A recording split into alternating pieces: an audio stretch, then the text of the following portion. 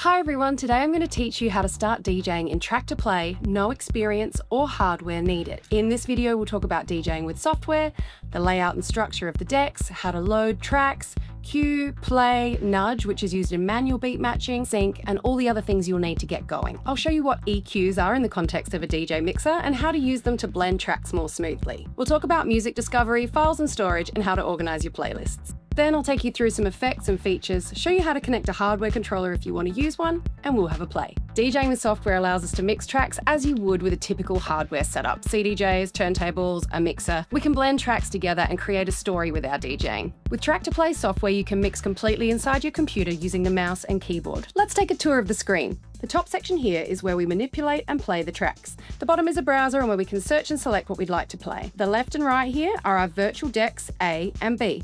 Think of these like the CD players or the turntables in a typical DJ setup. In the middle here we have our mixing panel. This is where we can blend and affect the tracks. And up top here we have a few bonus bits. This is our pattern player.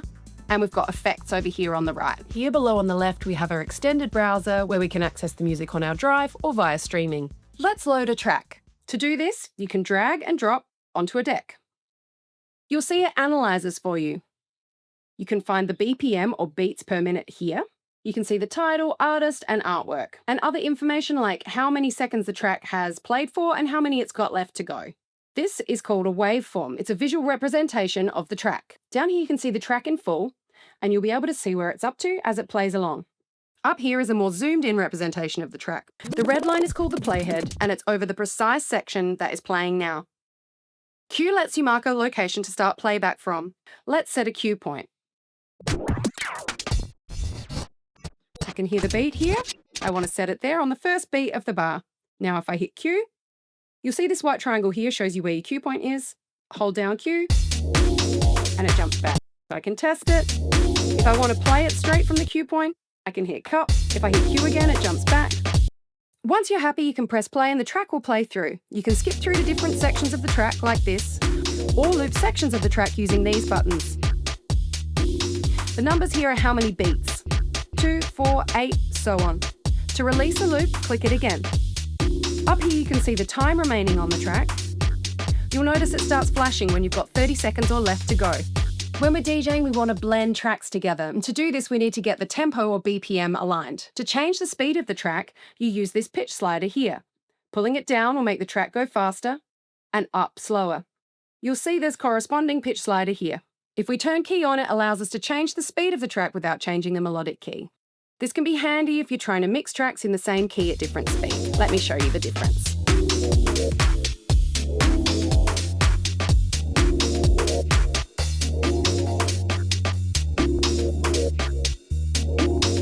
Because tracks are made at lots of different speeds and we're just starting out, let's make it as easy and fun as possible and turn on sync. This way the software matches the BPM for us, and you can learn how to do this manually later. When using sync, the master track, which is the track that has its fader up or is playing out loud, dictates the tempo.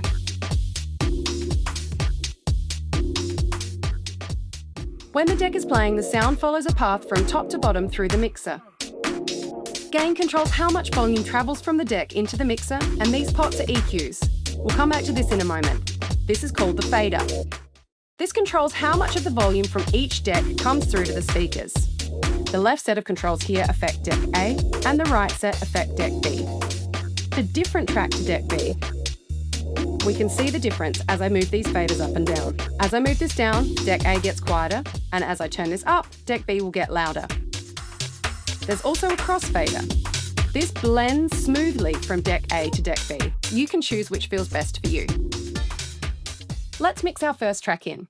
I'll put deck B's fader down to start with so it's not playing out loud through the speakers. Now I'll start to turn it up slowly. We'll start to hear it. Now both tracks are playing at the same time.